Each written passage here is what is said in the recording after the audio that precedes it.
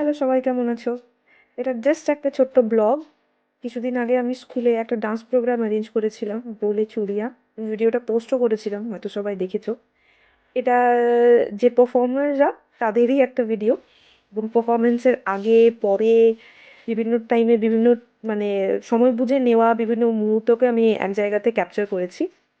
তো একটু হ্যাপাজেট ব্লগটা একদম পরপর ঠিকভাবে বসানো নেই, যেহেতু it was not at all plan. এই যে মহিলাটা একটা লম্বা করে দেখা গেল, উনি হচ্ছেন মিস্ট্রেস, টিচার, স্কুল টিচার। এবং ওনারই অনুপ্রেরণায় আমি এই নাচের আইডিয়াটা, মানে মোদ্দা কথা নাচের আইডিয়াটা ওনারই দেওয়া। উনি বলেছিলেন যে যেহেতু আমি যতদিন আছি স্কুলে, একটা বলিউড ফিল উনি অন্যের বাচ্চাদের দিতে চান, সেই হিসাবে ডান্স প্রোগ্রামটা অ্যারেঞ্জ করেছিলাম বলে চুড়িয়া। এবং ইট ওয়াজ অসাম। ভিডিওটা না দেখে থাকলে আমি ভিডিওটা আরেকবার পোস্ট করে দেবো। খুব মজা হয়েছিল। এবং প্রায় 1.5 মাস ধরে শেখানোর পরে তারপরে গিয়ে নিয়ে ওই আলটিমেটলি আমি ওদেরকে মানে ইন্ডিয়ান স্টেপস, বলিউড স্টেপসগুলো শেখাতে পেরেছিলাম। ফানি, প্রচণ্ড ফানি ছিল প্রত্যেকটা ট্রেনিং সেশন। এবং ট্রেনিং সেশন চলাকালীন আমি কোনো রকম ভিডিও করে উঠতে পারিনি, নাহলে ওগুলো দেখলে আরও ভালোভাবে বোঝা যেত যে এগুলো দেখতে যতটাই মিষ্টি, এরা কিন্তু ঠিক ততটাই শয়তান। সব ক্ষুদে শয়তান এক একটা। পুরো মায়া মাখানো মুখ, একজনকে দেখলেও বকতে ইচ্ছে করবে না। কিন্তু কোনো একটা স্টেপ দেখালে সেটাকে কিভাবে বিকৃত করা যায় সেটা এদের থেকে ভালো কেউ জানে না।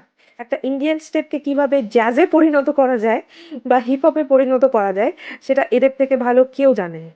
আর এই যে পিঙ্ক পিঙ্ক যেটা, এটা আমারই বুদ্ধি ছিল একটা করে ওড়না দেওয়া।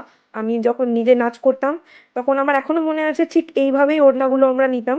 সাদা সালোয়ার কামিজের ওপরে লাল ওড়না, কিংবা যদি স্বাধীনতা দিবসের প্রোগ্রাম হতো তাহলে সবুজ, কমলা আর সাদা ওড়না, তিনটে তিন দিক দিয়ে। ওই কনসেপ্টটাই আমি এদের ওপরে খাটাতে চেয়েছিলাম। আর এই যে পুচকিটি, ওর মা ওকে আবার শাড়ি পরিয়ে দিচ্ছে, আমি জানি না কোথা থেকে শাড়ি জোগাড় করেছে। এবং সে যা শাড়ি পরিয়েছে আমি তো ভাবছি এ নাচতে পারলে হলো। আমি বারবার একটাই কথা জিজ্ঞেস করছিলাম যে নাচতে পারবে তো? বললো যে হ্যাঁ ঠিক আছে নাচতে পারবো। যাই হোক, এটা একটা আবার অন্য ক্লাসের কিছু বাচ্চা আমার সেদিনকে, ও এটা একটু আমি বললাম না, একটু একটু র্যান্ডাম এডিট হয়ে গেছে। যাই হোক, এই যে জাস্ট ঢুকবে পারফরমেন্সের জন্য, ঠিক তার আগে আমি লাস্ট অ্যামাউন্ট অফ মোটিভেশনের ডোজটা দিচ্ছিলাম, ভালো করে পড়বে। কারণ পেরেন্টসরা ভেতরে ওয়েট করছে, এবং এটা ঠিক ভেকেশনের লাস্ট দিনে এই পারফরমেন্সটা রাখা হয়েছিল, যাতে পারফরমেন্সটা পরে সে সবাই মানে বাড়ি চলে যায়। সো আমি বারবার বলছিলাম যে প্লিজ আমার নাকটা কাটিও না।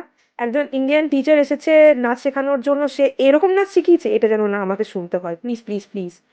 আর এই যে ব্লু কালারের শাড়ি পরেছিল এই মেয়েটাও কিন্তু শাড়ি পরেছিল।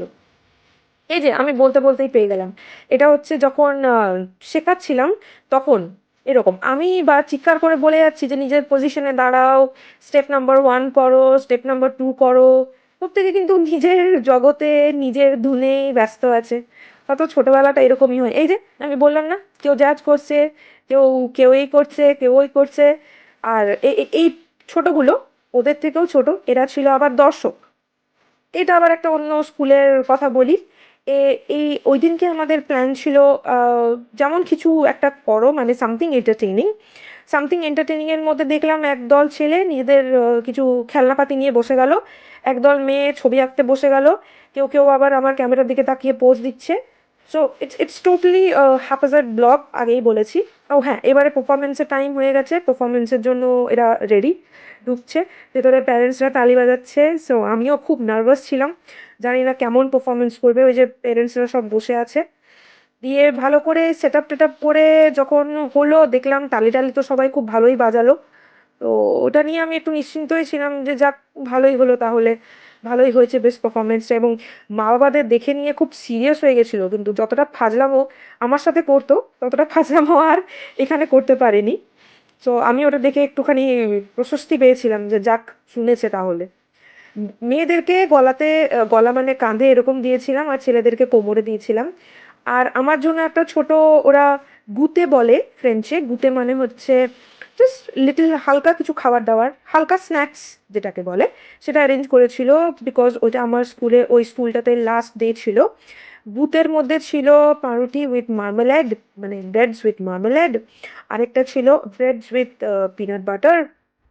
আর ছিল ফল, আর ছিল জুস, আর ছিল ফ্রুট জুসেস, আরেকটা কি যেন ছিল বেশ, হ্যাঁ এই যে মুসলি, না মুসলি ঠিক না, কর্নফ্লেক্স।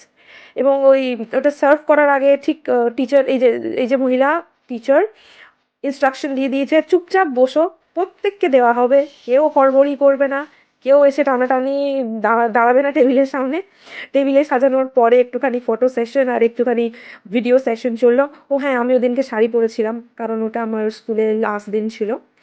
সো ইমোশনাল, আমার তো সত্যি কথা আমি জানি না কেউ আদৌ ইমোশনাল ছিল কি না, কিন্তু আমি প্রচণ্ড ইমোশনাল ছিলাম, খুশিও ছিলাম, দুঃখিতও ছিলাম, মিলানো মেশানো একটা অনুভূতি ছিল। ভূতে দেখে আমার তো প্রচণ্ড খিদে পাচ্ছিল, কারণ আমি ওই দিনকে সকালে ব্রেকফাস্ট করে যাইনি। So I was very hungry. মনে হচ্ছিল কতক্ষণে বাচ্চাগুলোকে দিয়ে নিয়ে তারপরে আমি খাবো। আগে টিচার খেয়ে নেবে, ব্যাপারটা একটু কেমন না, যাই হোক। তো বেশ একটু ছবি টবি তুললাম। সবাই সবাই খুব আমাকে মানে অ্যাপ্রিসিয়েট করছিল যে আমি শাড়ি পরে এসেছি। এবং সেকেন্ড পার্টে যেটা ছিল, আমি আলপনার কনসেপ্টটা ওদেরকে শিখিয়েছিলাম, নট এক্স্যাক্টলি আলপনা, রঙ্গোলি। এবারে এখানে তো চাল গুঁড়ো বা ওই সমস্ত কিছু পাবো না, সো রঙিন চক দিয়ে করার জন্য আমি বুদ্ধিটা দিয়েছিলাম। এই যে আলপনার ধরন দেখলেন। তারপরে এই সময়ে পুরো ফ্রান্সে কিন্তু ওই পিঙ্ক একটা একটা গোলাপি একটা সুন্দর ফুল হয়, এবং এত সুন্দর লাগে ওটা, চারিদিকে ওই ফুলটাই আছে, মানে ওই ফুলটাই দেখতে পাবেন চারিদিকে। তো আমি ভাবলাম এই সুযোগে একটুখানি ফটো সেশনও করে নিই। ফটো সেশনের পরে আমরা একটা দান কাবাডি খেললাম।